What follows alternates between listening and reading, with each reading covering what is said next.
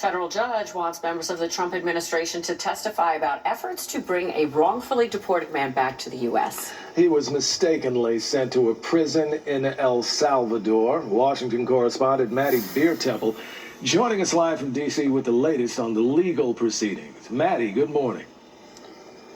Good morning, Kirsten and Craig. Yeah, a federal judge said that the Trump administration is defying the Supreme Court and, quote, has done nothing to facilitate the return of 29-year-old Kilmar Abrego Garcia. She's now ordering officials from ICE, Homeland Security, and the State Department to give sworn testimony.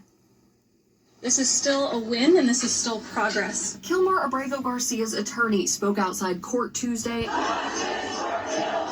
after the judge called for government officials to testify over whether they're complying with the court order. They didn't just say the word facilitate, they said facilitate his release from custody. Earlier this month, the court ordered the Trump administration to facilitate the return of Abrego Garcia, and the Supreme Court agreed. The Maryland man was wrongly deported to an El Salvador prison in mid-March. The Trump administration called it an administrative error, but maintains he was an MS-13 gang member. Abrego Garcia's lawyers say he's not part of the gang and was never charged with a crime. You would think we deported a candidate for Father of the Year. The White House is doubling down on the deportation. Press Secretary Caroline Leavitt says it's part of a broader effort to crack down on illegal immigration. There is never going to be a world in which this is an individual who's going to live a peaceful life in Maryland. Meanwhile, Abrego Garcia's wife, Jennifer, is pleading for his return. Stop playing political games with the life of Kilmar.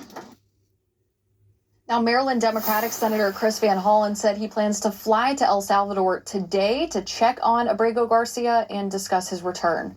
In Washington, back to you. Maddie, what's next in this case?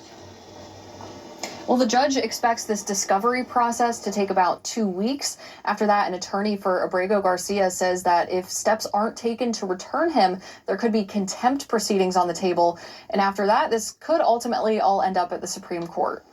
Another 2 weeks in an El Salvador prison for that young Maddie Beirtempfel, thanks for continuing to follow the developments on this for us. All right, let's get a check on our traffic.